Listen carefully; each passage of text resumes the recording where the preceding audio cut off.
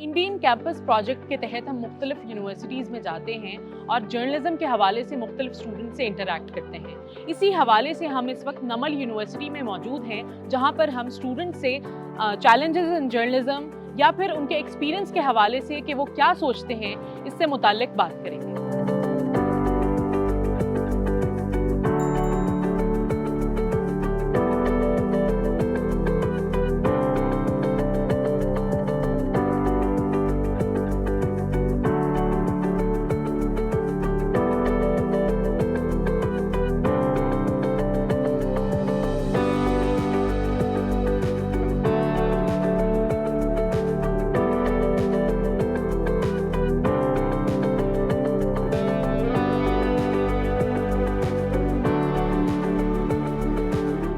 आपने इंडिपेंडेंट उर्दू के बारे में इससे पहले सुना था? जी बहुत ज़्यादा। Independent Urdu is one of the most emerging platform as far as new media is concern, और मेरी फील्ड भी न्यू मीडिया है, तो I am really excited to have this conversation with you and have this event managed. जी मैंने सुना है। मैं फेसबुक पे जब स्क्रॉल करती हूँ तो मैं इस तरह की वीडियोस, इन्फॉर्मेशन और इस रिलेटेड बेस्ड छोटी छोटी डॉक्यूमेंट्रीज जो इंडिपेंडेंट उर्दू की होती हैं वो मैं देखती हूँ। Climate change, deforestation, social problems, इस तरह की। Entertainment mainly, but I like current affairs as well to keep myself updated about the country. तो मेरे लिए तो ये बहुत इंपॉर्टेंट है कि मैं करंट अफेयर्स से अपडेटेड रहूँ, तो इसलिए मुझे करंट अफेयर्स ज़्यादा इंटरेस्ट करते हैं और मैं करंट अफेयर्स को देखती हूँ। एक credible news जिसके अंदर true story बयान की हो along with the different angles, सिर्फ एक ही एंगल ना हो जिसमें मतलब फॉर एग्जांपल अगर कोई एक पर्सन है जिसके ऊपर अट्रॉसिटीज़ हो रही हैं उसका एंगल भी बताया जाए, और जो कर रहा है अट्रॉसिटीज़ उसका भी बताया जाए कि why is it happening, right. तो that for me is true news के सबका पता चल रहा है, and then I am able to decide कि अच्छा कौन सा सही है। क्रेडिबल न्यूज़ वो होती है जिसका सोर्स आपको नोन हो, जिसकी सोर्स की ज़िम्मेदारी कोई चैनल ले रहा हो, वो क्रेडिबल न्यूज़ है। जिस सोर्स की ज़िम्मेदारी कोई नहीं है या आपके पास कोई ऑथेंटिसिटी उसकी नहीं है मौजूद कि ये न्यूज़ कहाँ से आ रही है, कहाँ जा रही है, किसने दी है, और उसका कोई सोर्स मौजूद नहीं है, आई गेस उसकी ऑथेंटिसिटी पर शक है।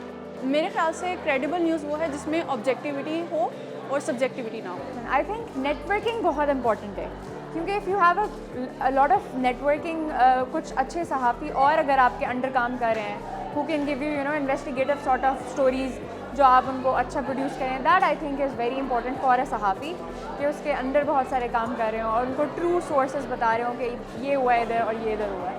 सदाकत सबसे पहली बात है, सदाकत। आप मोल्ड ना हो किसी के कहने पर, आपका सच जो है वो आपका ही हो, वो किसी का बनाया हुआ सच ना हो, फैब्रिकेशन ना हो उसमें, कंकॉक्शन ना हो उसमें। मेरे हिसाब से सदाकत ही सहाफ़त का जुज़्व है। डिस इन्फॉर्मेशन को मैं इस तरह रोकती कि जो फेक पहले वेरीफाई हो खबर। बहुत ज़्यादा फैक्ट चेकिंग का ना हमारे पाकिस्तान में बहुत एक तरह से कहने फुकदान है कि फैक्ट चेकिंग नहीं की जाती। न्यूज़ जैसी है उसी टाइम उसको ना पहले ही कि हम सबसे पहले ये ब्रेक करें हैं, हम सबसे पहले ये ब्रेक करें, इस तरह ना हो। पहले वेरीफाई हो न्यूज़ और फिर उसको ब्रेक किया जाए। Well I would cut down social media conspiracies जो हो रही हैं, because that is honestly speaking ruining the public opinion, public perceptions about the world, about the country, because social media pe you just read a headline and you build an opinion, which is very wrong. So if I would be a sahafi, मैं करूँगी कि एक headlines की बजाय I would give some more keywords जो कि important हो, जो कि उनकी opinion building में ज़्यादा अहम रोल अदा करें, so that they are able to think properly कि क्या सही है और क्या गलत है। सबसे पहले मैं खुद इस इन्फॉर्मेशन फैलाने से गुरेज करूँगा कि मेरे मुंह से उस तरह के अल्फाज ना निकलें जिससे माशरे में कोई गलत हम कह लें कि सिनेरियो क्रिएट हो पाए या गलत बात क्रिएट हो पाए। तो मैं सबसे पहले अपने आप को रखूँगा, क्योंकि चेंज बिगिनस विद यू।